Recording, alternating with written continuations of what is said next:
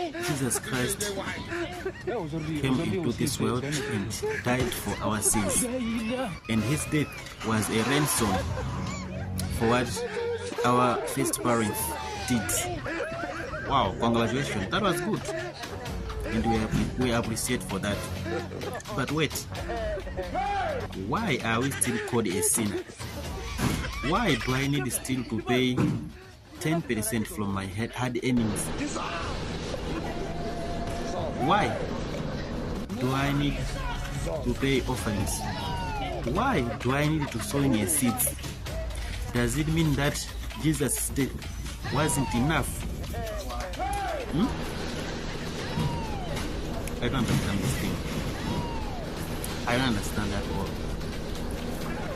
Kujima kwa mkumoti, chimo linafikira wina aliyese automatically, whether you believe or you don't believe, but you called a sinner.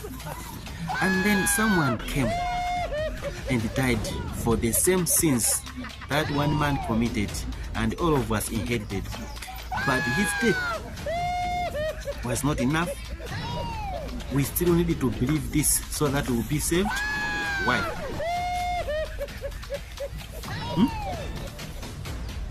And do I need the Holy Spirit to understand this nonsense?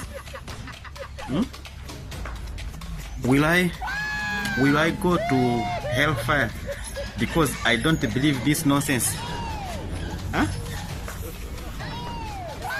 Wow. I was like, what? Are you crazy? This is nonsense at all. Because sunga nene kuti ineyo ndikulivira mulandu m'malo mwa ananga, then afterward anako aja akuimbidwa be mulandu. Why? Huh?